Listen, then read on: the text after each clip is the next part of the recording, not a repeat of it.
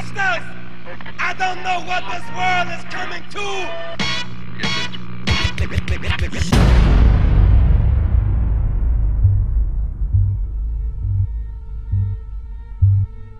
Advertising has increased from a $20 billion a year to a $180 billion a year industry.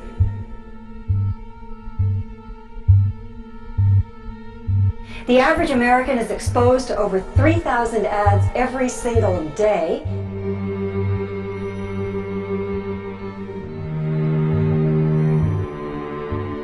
And will spend 3 years of his or her life watching television commercials. Just the commercials.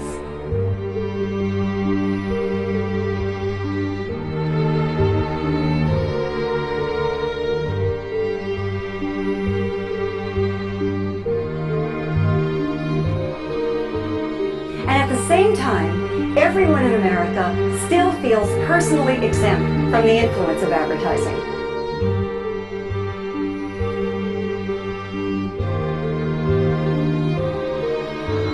I don't pay attention to ads, I just tune them out.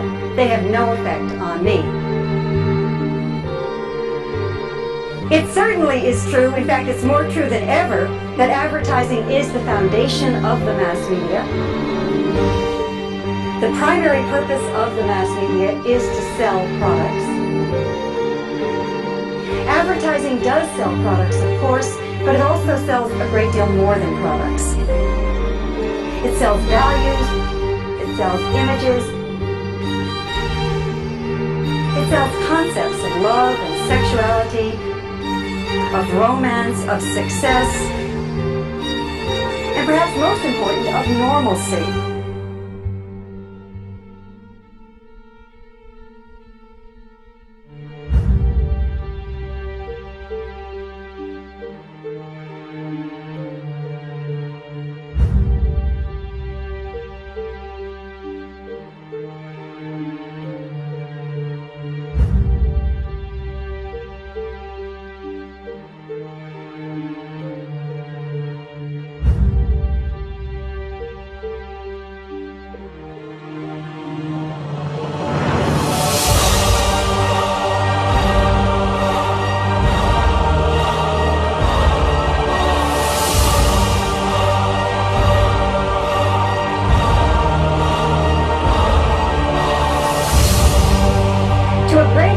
Advertising tells us who we are and who we should be.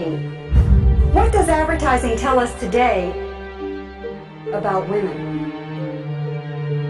It tells us, just as it did 10 and 20 and 30 years ago, that what's most important about women is how we look.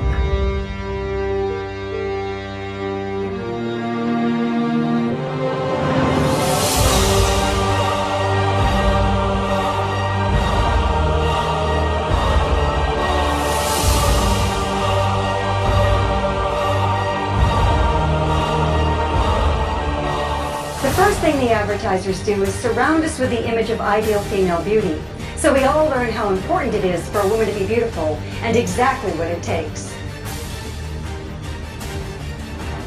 Women learn from a very early age that we must spend enormous amounts of time, energy, and above all, money, striving to achieve this ideal and feeling ashamed and guilty when we fail. And failure is inevitable, because the ideal is based on absolute flawlessness. She never has any lines or wrinkles.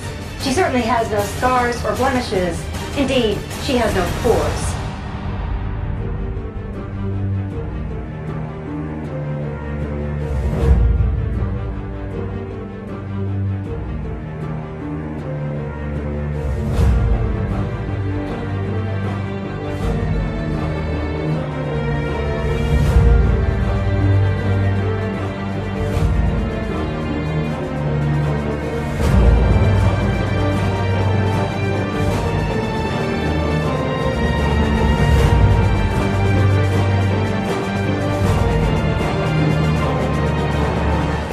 This ideal image has become far more impossibly perfect in recent years through the magic of computer retouching.